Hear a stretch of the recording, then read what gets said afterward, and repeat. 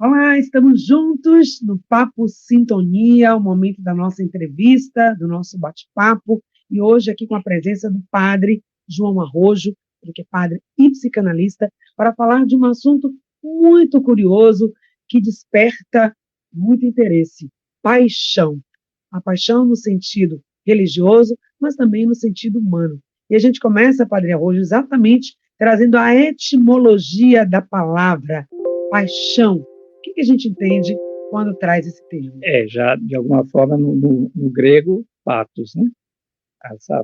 Esse sofrimento, que inclusive dá a origem das palavras, patologia, patógeno, né? Sofrimento, doença.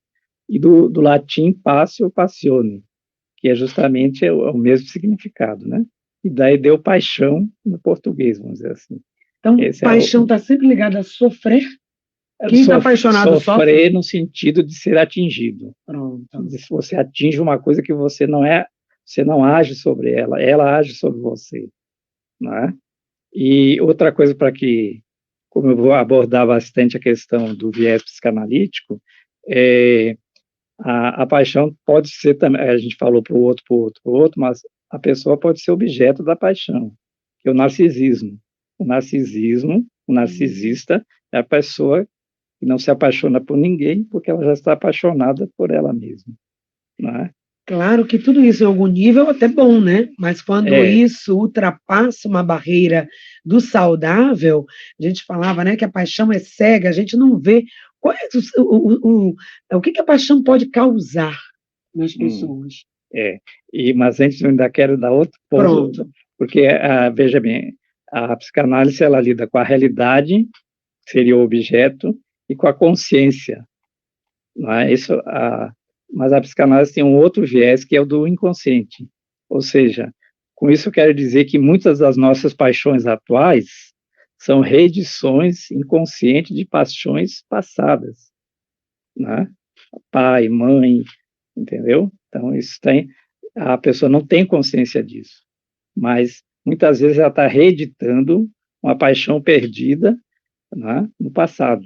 Paixão no sentido do, por exemplo, relacionamento afetivo com a mãe, com o pai, com o irmão, principalmente, né, porque muitas vezes um homem se apaixona por uma mulher. Inconscientemente, aquela mulher tem alguns traços, aquela paixão foi paixão no sentido sexual, né? Paixão no sentido do apego amoroso intenso. Né? Outra questão, todos nós conhecemos aquela criança que tem um paninho, um pedacinho de cobertor, e ela trata aquilo é uma paixão, que essa paixão pode ser reeditada, né? Mas a pessoa não tem consciência disso. Por isso eu falo do viés psicanalítico, que tem esse componente, né, de um passado sendo revivido como se fosse uma coisa nova. A gente trouxe aqui no início a etimologia, ou seja, a origem da palavra paixão, tanto na tradição grega quanto latina, mas o significado, né, dessa palavra e que atitudes, estado de espírito. Como é que a gente pode perceber no nosso cotidiano, no nosso dia a dia, a manifestação da paixão ou das paixões? Eu vou dar um exemplo da natureza, dos animais, exemplo paralelo, né, para a gente fazer a comparação, e um exemplo muito comum aqui, que eu vou falar depois. Por exemplo, o passarinho, que fica sob o olhar da serpente e fica paralisado. Fica como que fascinado por aquilo que vai ser a sua destruição. Mas ele não consegue nem se afastar, né? Então, existe na natureza, não podemos chamar de paixão isso, porque não existe a questão da imaginação, do pensamento, né? Mas já é uma atitude que corresponde ao que seria uma paixão no ser humano. O ser humano fascinado, né? E, ao mesmo tempo, paralisado. Esse é um lado. O outro, eu vou dar, assim, um exemplo, o fanatismo por futebol, né? O fanatismo é uma forma de paixão, só que é vivido num coletivo. Mas os elementos são os mesmos, né? Então, já vamos colocando algumas peças do quebra-cabeça. Quando se fala em paixão, sofrimento, passividade, né, intensidade, né, uma construção fantasiosa, vamos dizer assim, mas não quer dizer que seja irreal, entendeu? E depois nós vamos falar no final se a paixão pode se transformar em amor. Sim. Né? E pode. Né? Vamos lá, chegar nesse Muitas caminho. vezes é confundido, né? Mas às vezes a paixão pode acabar e surgir o amor. Você tinha colocado também a paixão é esse do outro. A gente trouxe até o símbolo, né, do cupido da paixão, que tem uma flecha. Por que essa imagem representa os apaixonados? É justamente por isso, porque a pessoa é alvo de uma flecha, ou seja, ela é atingida por algo que ela fica... vamos dizer assim, claro que o furo, vamos dizer assim, que a flecha provoca é um sofrimento, né? A pessoa fica alvo de um sofrimento. Agora, esse sofrimento não é assim só no sentido de dor, não é? É no sentido de sacrifício, né? Mas no sentido mais assim concreto da coisa, eu vou ter um exemplo muito corriqueiro na psicanálise, que é o seguinte: o eu se empobrece de si e enriquece o outro, do melhor que ele tem. Ele vê tudo no outro, né? E aí não vê o defeito. Só que aquela pessoa, ela não tem a ideia da dimensão da grandeza que ela ganhou para a pessoa apaixonada. Eu costumo dar um exemplo assim, ó, aquelas ampulhetas do tempo que a areia vai passando, é como se fosse assim, o apaixonado vai se esvaziando e vai enchendo, como até o povo diz, enchendo a bola, né? Enchendo a bola do outro, né? Você vê tanto o outro, está tão apaixonado, o outro é tão maravilhoso, nossa, que eu até me anulo, eu nem me enxergo mais. É linda essa imagem, muito significativa. Vai descendo ali na ampulheta, né? Esvaziando um para encher o outro. A minha questão, nem vou perguntar agora, porque a gente está só no começo do bate-papo, onde isso vai parar? Quando o último grãozinho de areia cair nesse lado do outro, onde vai ficar totalmente vazio, não sei se acontece. Não vai ficar. Não vai, não? Não, vai ficar um pouquinho. Vai ficar? Não corre o risco de descer tudo e eu me esvaziar totalmente em função dessa minha paixão arrebatadora. Eu até falei isso, uma paixão arrebatadora pelo outro. E depois tem o seguinte, que o apaixonado, ele é um carente. Entendeu? Ele preenche a sua carência com esse objeto maravilhoso que ele pensa que está existindo lá fora como está existindo aqui dentro dele, né? Olha só esse caminho. Eu não sei para vocês aí, não sei para você, Ivan, não sei para você do YouTube, do Facebook, também nossos ouvintes aqui da rádio que vão interagir com a gente, mas eu começo a ver assim, um caminho um pouco arriscado aí nessa questão da paixão. Mas a gente fala sobre isso até porque tem uma expressão muito usada na área do direito, na área das leis, né? Que é o crime passional, que é exatamente essa expressão usada para se referir a um crime, padre, que é cometido motivado por uma grande emoção. Esse passional está ligado a esse significado da palavra paixão? Sim, muito. E o que dá é isso? Sentido. Essa atitude é a reação do apaixonado quando não é correspondido, ou quando é atraído, no sentido assim de, entendeu? Aquele objeto que ele criou, de alguma forma, corre o risco de ser perdido. Por exemplo, a pessoa ela não imagina que está carregando essa responsabilidade de ser aquela pessoa que ela foi construída pelo outro, entendeu? Tem muito isso. Agora, eu não queria ir para o lado jurídico. Não, foi só para elucidar, porque as pessoas podem ouvir crime passional. Mas, veja bem, justamente é uma ação motivada pela paixão, entendeu? Ou seja, motivada como você disse no início, não é racional. Não é racional. Vem da paixão, da intensidade daquele sentimento. E aí eu vou cair nesse outro ponto, que é o sentido psicológico do termo paixão. Vamos falar também rapidamente do sentido religioso que acabamos de viver, mas também o sentido popular. Olha que paixão envolve, né, vários... Eu vou preferir do sentido psicanalítico. Vamos lá. Justamente, o nome já diz psique. A psique é envolvida. É uma forma, vamos dizer, intensa de funcionamento da mente em relação àquela realidade construída. Então, eu gostaria de fazer um apanhado nesse sentido. Na paixão, nós temos o quê? Uma intensidade, uma passividade, e no sentido psicanalítico, nós temos uma revivência atualizada de algum aspecto do passado. né? Então, isso não pode existir na realidade, só pode existir na fantasia, na imaginação. Mas e também tem uma coisa, não sei se eu posso usar essa palavra, a paixão emburrece, na medida em que a razão não... a razão funciona no sentido dos significados do apaixonado, né? Por exemplo, a pessoa olha uma flor no jardim e ri, aí o apaixonado está rindo para mim, entendeu? É tudo que é manifestação daquela paixão, né? E aí quem está fora desse quadro, né, dessa cena da pessoa apaixonada, e diz, meu Deus, será que ela não está vendo? Ou ele não está vendo? Você ficou Isso. cega, você emburreceu, enlouqueceu, você não está vendo que isso está te prejudicando, você não está vendo, mas o apaixonado não vê E aí realmente. você vai conseguir um inimigo, porque você está querendo fazer que ele veja uma coisa justamente que não quer ver. Não quer ou não está vendo realmente? Tem uma nuvem não aí que quer no sentido inconsciente, né? Pronto.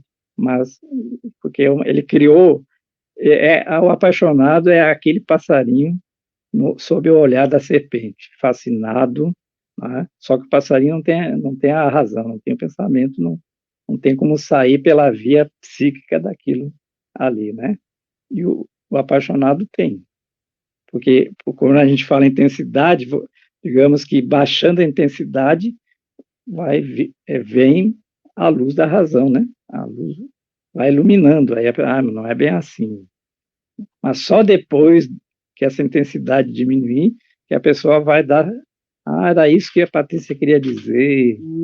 E essa intensidade aumentar ou diminuir, esse limiar, porque o ideal sempre é o equilíbrio, né? Está tudo equilibrado. Isso. Mas se você está num grau alto de paixão, que está cego, emburrecido, né? Entre aspas aqui. Empobrecido, deixando cair tudo aí na sua ampulheta lá, que está caindo, enchendo o outro e me esvaziando. Então, qual é o limiar disso? Por que tem pessoas que estão com essa paixão tão em alta, de forma absurda, outras que nem têm paixão, são aquelas pessoas meio apáticas, que não se apaixonam por nada, que não vê muito sentido, muita graça nas coisas, e como encontrar o equilíbrio? Pergunta de vestibular. Mas essa pessoa que não se apaixona por nada é uma candidata a uma grande paixão enlouquecedora. Vai ser arrebatada, assim. Porque essa atitude já é uma forma de defesa, entendeu? E o apaixonado, nós estamos falando aqui a intensidade dessa patose, né? Sapatos, né? Quer dizer, dessa patologia que não é a doença, mas é uma forma alterada que a mente está funcionando em função justamente dessa... Vamos fazer o contrário para a gente entender. Uma pessoa com muita raiva, aí ela não é passiva, ela é ativa, ela faz coisa, diz coisa. Depois que a raiva passa, ela vê o que ela fez, o que ela disse e até se arrepende. Ela não devia ter dito isso. Mas, na verdade, não foi ela que disse, foi a raiva que falou por ela. Então, na paixão dá para dizer a mesma coisa. Aquela paixão, assim como a raiva intensa fez a pessoa agir, aquela intensa paixão faz a pessoa ficar mais passiva ainda, né? No sentido de sofredora, sem reação. Tem outra expressão também ligada à paixão, que você fala, a paixão me paralisou. E acontece de fato, você fica paralisada mesmo, não reage. Você está ali diante da coisa, do objeto, da sua paixão, e você fica imóvel, sem reação, né? Agora, isso está relacionado a outros problemas psicológicos de base. Se alguém tem perfis de pessoas que são mais apaixonadas, menos apaixonadas, por exemplo, a pessoa muito racional, os racionais, eles se apaixonam menos. Mas eles podem se apaixonar pela razão, a paixão deles, assim como a pessoa pode se apaixonar por si mesma, né? Quer dizer, essa racionalidade pode ser uma forma de expressar a paixão, entendeu? Nesse sentido que, quer dizer, não quer dizer... Mas veja bem, a questão é o seguinte, vamos dizer assim, quem são os candidatos, as candidatas mais a tendência à paixão? Justamente a pessoa carente, a pessoa que não tem uma boa imagem de si, entendeu? É uma pessoa com baixa estima. Isso, tende a se apaixonar mais. Se apaixonar porque ela constrói um objeto justamente para suprir aquela carência, né? E às vezes E depois tem uma coisa interessante, essa projeção, como a gente diz, né? Às vezes você projeta o melhor de si no outro, mas que não está no outro, mas está em você, que você não tem consciência disso, entendeu? Aí, qual seria o exercício? Eu acho que pergunta também cabe aqui nessa fala. Qual seria esse exercício? Se eu estou projetando no outro, e por isso estou tão apaixonada, encantada, paralisada pelaquela pessoa, mas na verdade eu estou projetando nela. Palavras aqui do nosso convidado, psicanalista e padre João Arrojo. O que está em mim, e eu estou me distanciando cada vez mais de mim, talvez o exercício seja voltar para mim e me apaixonar, talvez primeiro por mim mesma. Um bom caminho, né? Quer dizer, seria, por exemplo, uma indicação de psicanálise, né? A pessoa fazer uma análise para descobrir esses mecanismos e, né, dirigir a sua paixão, porque a paixão é importante. Sim. Nós estamos falando aqui de um nível de intensidade, e daí reverte a um problema, porque a pessoa fica, vamos dizer assim, distanciada de uma avaliação real da realidade. Muito bom. Vamos às perguntas. Aqui tem uma pergunta da Edna Silva, que está aí participando e interagindo com a gente pelo YouTube. Muito obrigado pela sua participação. Ela pergunta, por que paixão um dia acaba? E aí a gente já faz esse link. Ela acaba ou vira amor? Pode ser as duas coisas. Na verdade, aí ela falou essa questão, por que acaba? Porque é justamente tudo que é intenso, nesse sentido, né, humano, ele não tem muita duração. Quer dizer, o próprio limite da paixão é justamente essa intensidade. Então, na verdade, não é a paixão que acaba, é essa intensidade dos sentimentos que vai baixando. Que diminui. Então, na medida que diminui essa intensidade, a pessoa vai vendo com mais realidade, né? Então, mas aos apaixonados, não se assustem, né? Faz parte da realidade humana. Parece que a gente está traçando algo aqui. E depois nós vamos falar da paixão de Cristo, né? Vamos. Que é a nossa salvação. Sim, vamos sim falar sobre isso. Então, paixão é bom, gente. A questão é dosar, não é, padre? A questão é justamente essa. Mas a pessoa não tem esse poder direto dessa dosagem, né? A não ser, por isso é passível. Ela está passível daquilo, entendeu? Está sofrendo aquilo que a atingiu. Ela por si só não vai ter mecanismos. Mas ela por si só ela vai passar porque essa intensidade não dura por muito tempo. Isso varia de pessoa para pessoa? Quanto tempo? Se a gente fosse falar de uma curva da paixão, começa, leva 2 meses, 3 meses, 5 anos apaixonado, e depois de 3 anos começa a esfriar? É assim? Não dá para, ao menos na minha especialidade, na minha postura, né? O que dá para saber é o seguinte, que pela intensidade que caracteriza a paixão, ela não vai se sustentar por muito tempo, pela estrutura mesmo do fenômeno, né? Pois é, então acho que a grande pergunta é como viver, se ela não vai se sustentar. Agora eu queria só interromper, desculpe, mas a pessoa no fenômeno da paixão, ela tem a sensação que aquilo vai durar para sempre. Por isso que muitos casamentos começam assim, uma maravilha, sob esse impacto da paixão, e depois não tem gás, vamos dizer assim, para continuar, a não ser que seja transformado em amor. Então, vamos ver essa questão da transformação da paixão em amor. Não. Então, a paixão, por exemplo, o apaixonado, ele não vê defeito. O amor vê o defeito, mas aquele defeito não é suficiente para que rompa a relação. Justamente a relação do amor vai fazer com que aquele defeito seja sanado, seja melhorado. Vai incorporando, vai administrando, vai aceitando. E o amor tem essa diferença, que ele é mais duradouro, entendeu? Ele tem a própria estrutura da paixão está colocada a não durabilidade. E tem uma estrutura, se a gente fosse falar da anatomia da paixão, qual seria? Não, Patrícia. Vamos manter o nosso esquema. Olha só, tá vendo? A gente quer aprofundar. Você está expressando a sua paixão da comunicação. Pelo conhecimento, né, padre? Isso. Vou trazer aqui a pergunta, olha, um dos riscos da paixão não seria, então, colocar no outro uma expectativa muito grande e daí cair na frustração? Exatamente. Esse é o fim da paixão, né? Porque a pessoa, veja bem, é uma construção interior. Aquele objeto não existe assim na realidade. Por exemplo, a pessoa se apaixonou por uma pessoa que tem um defeito, mas ela vê aquilo uma maravilha. Ela não tem essa realidade palpável, não diz muita coisa para a pessoa. Por exemplo, a pessoa, o defeito que eu falei não é físico, né? Por exemplo, uma pessoa muito mentirosa, uma característica. Gosta muito de mentir. Todo mundo, fulano, isso não é mentira, isso não é verdade. Mas a pessoa, ela defende de unha e dente. Não, é você que está querendo que eu... Entendeu?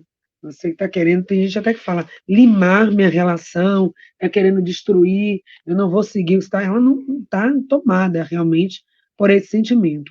Então, qual seria o limiar? Claro que vamos falar aí dessa paixão de Cristo, né? A importância disso, mas antes até eu queria saber mais. Que mensagem a paixão, em todos os sentidos, psicológico, religioso e popular, essa experiência quer transmitir? Muito bem. Então, no sentido popular, vamos conversar que a gente falou pouco, é justamente isso. No sentido popular, o fulano está apaixonado, se apaixonou, essa parte mais assim, até que vê o apaixonado um fraco, uma pessoa que, entendeu? Mas a paixão tem essa força de realizar quando a pessoa tem um certo controle, né? Por exemplo, um cientista apaixonado, ele pode ser tão fanático e não produzir nada, que é aquele fanatismo, mas um cientista também apaixonado, com os pés no chão, com conteúdo, com estudo, com pesquisa, então aquela paixão vai ter um produto real, né? Ele conseguiu romper com esse fascínio e realizou uma coisa, e o outro fica lá a vida toda, morre e não faz nada, porque está tão envolvido naquela com paixão, naquela intensidade que não gerou alguma coisa benéfica, né? Nesse sentido. No sentido psicológico, já vimos, né? No sentido psicanalítico. É justamente essa questão do esvaziamento de si e o enriquecimento do outro e ver esse outro tão perfeito e eu tão... Né? E às vezes a pessoa apaixonada tem um problema sério, ela se culpa por uma coisa que é culpa do outro. Né? Que será que eu não me arrumei direito? Fulano não gostou de mim? Será que eu não gostou dessa roupa? Entendeu? É um outro aspecto também e que eu posso até dizer aqui para tranquilidade, quer dizer, essa paixão ela funciona como uma neurose, vamos dizer assim. Só não é um transtorno neurótico, porque ela tem um limite de se curar, vamos dizer assim, quando ela passa, né? Mas a pessoa apaixonada, ela funciona muito próximo a uma pessoa neurótica, vamos dizer assim. Entendeu? Mas só que não tem esse mecanismo de transtorno, né? Mas precisa ser cuidado. No sentido religioso, eu queria dizer o seguinte, primeiramente, quando Jesus se faz humano, né, então ele fica exposto a esse sofrimento humano. Ele é verdadeiramente Deus e verdadeiramente humano. Então, esse lado, essa paixão, esse sofrimento do sacrifício de produzir a nossa salvação. Entendeu? Então, teve essa paixão, e depois a gente tem a ressurreição, né? Que é o fruto dessa... Poderemos até dizer assim, a paixão, da paixão transformada em amor, que é a nossa salvação, né? Com você aqui no programa Em Sintonia, e para quem também está assistindo pelo YouTube, pelo Facebook, para quem vai assistir esse vídeo depois, recomende, nós estamos aqui conversando com o padre João Arrojo, faça essa recomendação, porque é um assunto realmente muito interessante, ele que é padre e psicanalista. E falando agora do significado cristão da paixão, que lições podemos tirar para momentos tão conturbados como nós estamos passando? Então, eu vou do humano para o divino. Né? A partir da encarnação, nós podemos fazer essa transição, vamos dizer assim. Vamos pegar do início, atingido. Jesus foi atingido por muitas causas de sofrimento e dor, né? Coroa de espinho, chicotadas, cruz, mas também teve os sofrimentos morais, vamos dizer assim, injustiçado, inocente, né? Então, tudo isso causa sofrimento, causa paixão. E Traído, o né? Também. contraído, né? Tanto por Pedro tanto por Judas, como também Pedro, só que Pedro se converte, vamos dizer assim, né? E reconhece. Então, tem toda essa... Agora, veja bem, a paixão em si, ela vai ganhar o grande sentido na ressurreição, como se fosse uma transição, tá? Porque na ressurreição, a plenitude da divindade, pois teve a encarnação, Jesus, o Verbo de Deus fez carne e habitou entre nós. Aí Jesus veio ao mundo, criança, nasceu, cresceu, e foi revelando essa divindade através do que ele disse, do que ele fez. Cada coisa que Jesus faz, diz e ensina, ele está dizendo, eu sou Deus, que eu faço isso, eu ensino assim, que é o amor, em síntese, né? Mas sempre tinha essa mediação do corpo humano, vamos dizer assim, da encarnação.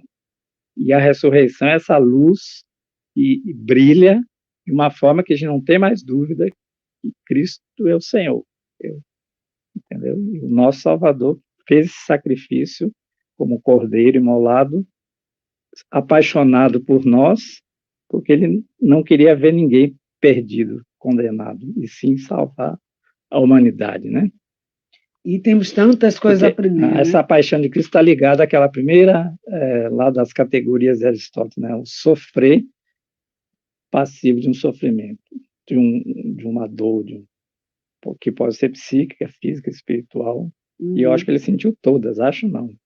E a grandeza dessa paixão, que é essa paixão que se dá, né, por inteiro, no nosso caso, para a nossa salvação. A gente estava comentando antes que essa paixão, muitas vezes, quando você se dá totalmente, se esquece, isso precisa ser visto. No caso de Jesus, ele se entrega totalmente por amor, mas aí vem a ressurreição, que é esse momento, né, de retomada, de também ver que era por uma causa maior. Exatamente. E também é a revelação dele. Sim. Quer dizer, ele não ficou naquela situação desumanizada. Né? Ele mostrou, a partir dessa morte sacrificada, a verdadeira natureza divina. Pois é, então fizemos esse paralelo, né, padre? Da paixão de Cristo em relação às paixões humanas. Dá para a gente estabelecer? Dá, sim. Por exemplo, a paixão de Cristo, esse sacrifício que ele fez, produziu a nossa salvação, que é o sacrifício redentor. Vamos dizer o seguinte, para dar um exemplo mais palpável, uma pessoa fanática, uma pessoa apaixonada, né? Mas aquele fanatismo não leva a nada. Mas uma pessoa intensamente apaixonada, com os pés no chão, que eu costumo dizer, sim, ela não perdeu aquele rumo da iluminação da razão, ela vai encaminhando e construindo, né, caminhos que aquilo não seja só uma imaginação interna, ela lida com a realidade. Vou dar um exemplo a você. Agora eu vou colocar você na fogueira. Pronto, por exemplo, justa, você poderia ser uma comunicadora indiferente, racionalista, perguntando, né? Mas você, por exemplo, me contagiou com a sua paixão pela comunicação, entendeu? Nesse sentido, mas você podia ser tão fanática que chegando aqui, entendeu? Não fazer as perguntas certas, uma coisa assim, que não foi o que aconteceu, graças a Deus. Sim, que a sua paixão é produtiva, entendeu? E cada um pode fazer essa escolha, pode fazer essa percepção. E essa paixão, nesse sentido, leva... Isso, essa paixão, nesse sentido e nesse nível, leva a um aperfeiçoamento. Que às vezes a pessoa meio relapsa, vamos dizer assim, que falta essa paixão, ela não faz as coisas muito bem. Sim. Entendeu? Que isso está vamos dizer, esse combustível está sendo usado. Deixa eu dar um exemplo para que fique bem claro. Por exemplo, quem dirige sabe, né? Vamos lá. Que o carro ligado, você dirige, então sim, o carro ligado em ponto morto, você acelerando, ele gasta combustível, desgasta as peças, esquenta o motor e o carro não sai do lugar. Não. Então isso seria mais ou menos a paixão. Essa paixão produtiva, você está com o carro nas mesmas condições, você bota uma primeira. Segunda, aí aquela energia toda vai gerar o movimento, entendeu? Enquanto o motor em ponto morto, ele está desgastando o combustível, energia psíquica, e não sai do lugar. Essa é a grande diferença, fazendo essa comparação.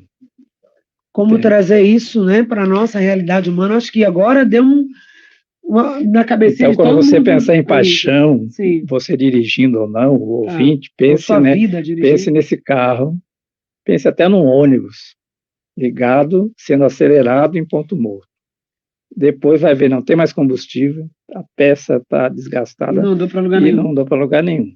E aquele carro que conseguiu botar, vamos dizer assim, tem níveis, né? Conseguiu botar a primeira, até a quinta, mais velocidade. Aquela energia toda está vindo justamente dessa paixão que está sendo produtiva. Vamos dizer que é exatamente a pergunta para fechar, que está aqui no nosso roteiro, né, Padre? Que a gente pensou como viver nossas paixões de forma saudável e produtiva. Como ter toda essa engenharia do carro que a gente viu, todas essas condições, mas botar realmente o carro para andar. E não deixar que a paixão paralise. Você tem todas as condições, tem combustível, tem carro, tem tudo, mas você não liga a chave para ele andar. Não, liga a chave. Mas... liga a chave, você não bota a primeira, não coloca não dá outro passo. Então aí você já deu a pergunta e já deu a resposta. Me diga então, como viver a paixão de forma saudável? Você ligou o carro não é para ficar ligado somente. Mas para ele sair do lugar tem que dar uma primeira. Então essa primeira, esse link com a realidade, que pode ser primeira, segunda, conforme vai aumentando o nível desse link, vai aumentando a velocidade do carro. Agora, veja bem, eu coloco 100 litros de gasolina no meu carro, você coloca 100 litros no seu. Eu ligo o meu e fico na garagem, não pode. Fico acelerando. Patrícia liga o dela, bota uma primeira, uma segunda, e quando vê, Patrícia está lá em Feira de Santana, o mesmo combustível que eu, e eu estou aqui, cansado, estressado, angustiado, e não saio do lugar. Então, eu acho que é uma metáfora, né? Para a gente entender coisas mais complicadas, que justamente, mas ao menos que dá uma luz de compreensão. Dá e deixa a gente num ponto que eu já quero aqui fazer o ponto 2. Partir desse ponto aí, para trazer, eu acho que é uma grande contribuição que a gente pode trazer, falar um pouco quais são esses ligamentos com a realidade que a gente não está conseguindo fazer. Porque cada um vai ter o seu. Essa primeira partida que a gente está trazendo aqui, essa analogia, que deixou muito claro para vocês, por que está parado? Você está com todos os recursos aí e seu carro não anda. E você vive nessa angústia de que o carro do vizinho anda, que você está andando, mas o seu não. Talvez ligar essa chave, essa primeira, depois a segunda, a terceira, a quarta marcha da sua vida para que haja um movimento, está faltando esse elo. E aí cada um vai descobrir o seu, e a gente hoje termina por aqui a paixão com a sua mensagem final, mas deixando aí essa grande reflexão para que a gente possa fazer essas buscas internas, buscar profissionais também da área de psicologia, psicanálise, para que você possa encontrar as suas respostas e viver feliz, apaixonado pela vida, de uma forma saudável e vivendo com alegria, que é isso que a gente quer. Muito obrigada, Padre João Arrojo, psicanalista, sua mensagem final. Como estamos na Páscoa, na oitava da Páscoa, justamente a minha mensagem final seria de boa Páscoa, feliz Páscoa, ligando ao que nós falamos aqui, debatemos um pouco, que essa Páscoa, essa passagem, que a gente possa fazer essa passagem da paixão para o amor, para a realidade, e construir relações de amizade, de confiança, tá? E de alegria, que uma coisa muito importante é a pessoa ter essa alegria de viver, de se relacionar, tá? Não obstante as dificuldades, os obstáculos, mas justamente essa paixão no nível da primeira, né, nos dá, o primeiro passo, o primeiro movimento.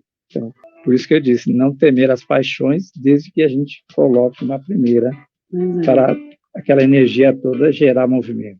E não deixar que a paixão, seja pelo que for, tire você do foco da sua realidade, coloque você dentro daquela nuvem da paixão e te impeça de ver com objetividade, com clareza, com responsabilidade aquilo que você precisa fazer, aquilo que você realmente é. Beijo. Obrigada, Paulo. Obrigado a todos. Obrigado.